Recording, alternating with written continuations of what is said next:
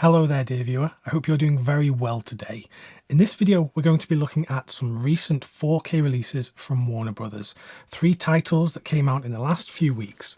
We've got North by Northwest, The Terminator and Blazing Saddles. All of these films are huge titles, very popular films, and I have been extremely excited to get all 3 of these on the 4K format. Now, 2 of these discs are excellent, and I was very happy with the overall presentations, and it's just great to have them in my collection. One of these was less so, and some of you can probably already guess which one I'm talking about, but I'm going to get into all of the details in this video. So we're going to begin with North by Northwest, Alfred Hitchcock's masterpiece of suspense. Alfred Hitchcock is probably my favourite film director of all time, and I think this is one of his very best films. Many people have billed it as essentially a James Bond film that isn't James Bond, as Cary Grant plays this wrong man who is suddenly taken into this web of deceit and intrigue, and he doesn't really know what's going on. We as the viewer don't know what's going on, and we are taken along for this wonderful journey that is absolutely thrilling. Perhaps the most iconic scene of them all is the crop duster sequence that you can see on the front cover here. But there's also the Mount Rushmore sequence at the end of the film, and I love all of the stuff on the train at the start of the film. But to me, this film is much more than just those iconic sequences. Everything else that ties all of these together, the writing, the plotting, the visual mastery that Hitchcock has over all of his films, as well as the charming performance from Cary Grant, who plays the wrong man perfectly. He is both charismatic, perhaps a bit arrogant, but he is really put through the ringer in this film. So I'm pleased to say that the 4K looks excellent, if you ask me. North by Northwest was shot in the VistaVision widescreen format, so these often look very good on 4K. And this is no different. I think they went back to the original camera negative because certain sequences are really crystal clear and they look so much better than the older Blu-ray that was available. Most notably, the compression on the older Blu-ray was not the best, and this 4K disc obviously steps up in that regard.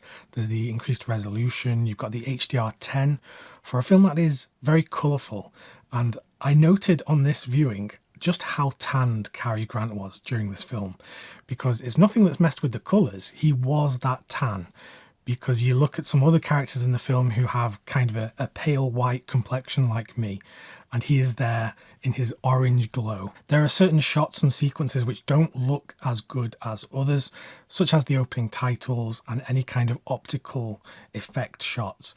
They tend not to look good in films like this. Beyond that, there's only one sequence later in the film, in the forest, where it seems like noise reduction is present. I don't particularly know why that sequence looks a bit softer, a bit less grainy than the rest of the film. But I'm sure there must be a good reason why maybe that sequence wasn't looking as good in the original camera negative, but that's just pure speculation on my part. Those kind of tiny issues are what hold this back from being a perfect presentation. But to be honest with you, I'm very happy with how it looks here, and certainly much better than the older Blu-ray. This is only a 4K disc, there's no extra Blu-ray in here, but the special features are included on the 4K disc itself. There's a commentary track, there's a new program, I think it's new anyway, I hadn't seen it before. It's called North by Northwest Cinematography, Score and the Art of the Edit. I think that was newly produced, although it might have previously been available. And there are some other features looking at the making of the film and Hitchcock's style. It also comes with the slipcover, which just has the exact same art as the case underneath. And interestingly, in the UK, we're starting to get more of the slimmer cases. These aren't the usual thick cases that we have in the UK, which is great because it means I can fit more of them on my shelf. So that's North by Northwest on the 4K. Brilliant presentation, much better than the older Blu-ray. The HDR10 really helps with the colours and the contrast, and the Dolby Atmos track sounded very good indeed. Then we come to another of my favourite films of all time. It's Blazing Saddles from Mel Brooks, starring Cleavon Little and Gene Wilder. This is one of the funniest films ever made, and I have such a deep connection to this film. I saw this when I probably shouldn't have been seeing it. I was probably about 10 years old, because this is one of my dad's favourite films, and I distinctly remember we had it on DVD. It was on one of those snapcase DVDs with the cardboard front, and I remember watching it and specifically laughing at the bean scene where they're all farting around the campfire, and just all of the other jokes which my dad would laugh at, and I remember not getting them, but I found it funny seeing him laugh. So I have great memories watching this film as a child. Even years later in high school, I remember this was a film that one of my teachers would talk about a lot. And during lunchtime, he would often wheel in this television and VHS combo thing, and we would watch films on video during lunchtime. And this was one he decided to show a bunch of 14-year-olds, which is something that definitely would not happen in a school nowadays due to, the racial language in this film and all of the comedy around racism in this film. But I distinctly remember one of the kids in the class putting his hand up and saying, "Sir, isn't this a racist movie?"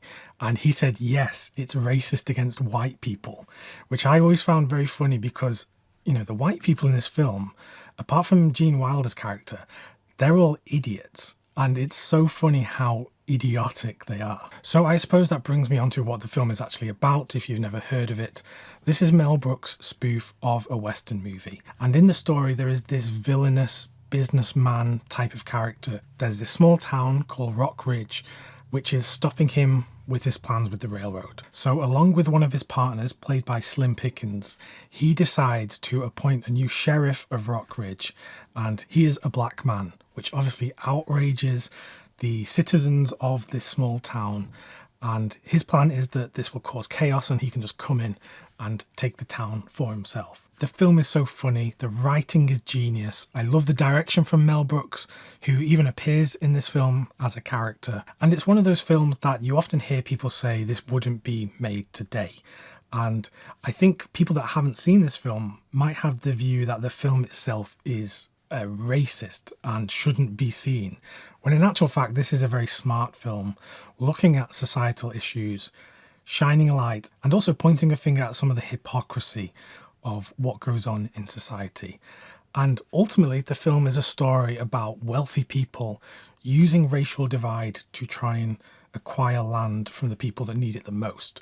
I guess that's kind of a high level academic look that you could have at this film. I'm at the risk of blabbering on too much now about this film, so back to the 4K.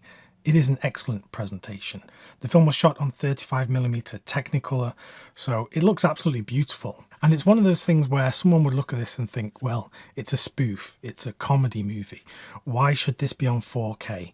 But it's beautiful. They shot a lot of stuff on location. The costumes and the sounds are all brilliant. So this film absolutely deserves to get the 4K treatment. You do get a few special features on the 4K disc. There's a scene-specific commentary.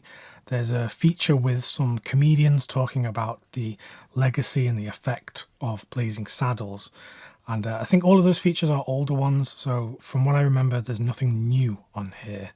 But this is an excellent disc, and I'm very happy that this has turned out as it has. So after loving those two 4Ks and giving the presentations 2 thumbs up, you can only imagine my disappointment when it comes to the Terminator. Now, my expectations were not high for this release. James Cameron, as you know, doesn't have a great track record in terms of restoring and preserving his own films. We know by now that he doesn't like his films to look like they were shot on film. He very much wants a digital appearance for his film. He wants cutting-edge digital technology to be used to bring his films to some modern audience, which he thinks would be perhaps scared away from these films looking like they're actually films. And at this point with James Cameron, I'm a bit tired of it all. I'm actually a huge fan of him as a filmmaker. I love his older movies. I love his Avatar movies, and I can't wait to see the 3rd one and any more that he's bringing out after that. But I just cannot get on board with his approach to his own films and looking after his filmography. This 4K version of the Terminator, as far as I can tell, does not go back to the original camera negative or a much older source. This is from the 2K digital master that was prepared some time ago for Blu-ray, perhaps even back in the DVD era. and it has been upscaled to the 4K format. You can tell because it looks pretty much exactly the same in terms of colours and a few other things as the older Blu-rays. However, to bring these up to modern standards, he has used AI to upscale this 2K presentation to 4K, which brings a whole host of problems to the image, some which are so noticeable that it's crazy that this kind of gets past any sort of testing. As you may know, with AI, any sort of image generation will try to fill in the gaps where information is not there. So what you will see in this film, in this presentation on this disc, if you look in the background of some shots, you will see signs and images where there should be text or some detail that you will be able to make out that just looks totally wrong. There are logos in this film that have been morphed to look absolutely horrible. There's text in the background which is all messed up. And the AI upscale actually messes with the focus of the image. So when you shoot an image with a camera, there will be the focal plane and everything in there is in focus. Anything outside of that is blurry and has this kind of nice blurry effect. However, the AI process used in this film seems to be messing with the focus. It will try to sharpen things that are meant to be out of focus, and it will blur things that are meant to be in focus. It is an absolute mess. The trouble is, if you show this 4K presentation to someone who doesn't know about all of this stuff, they will say it looks great. And the issue is, it isn't about a film looking great. It is about it looking right. I talked about this recently when I had a discussion on the channel with Oscar from Vinegar Syndrome. He's the film archivist and vault manager there.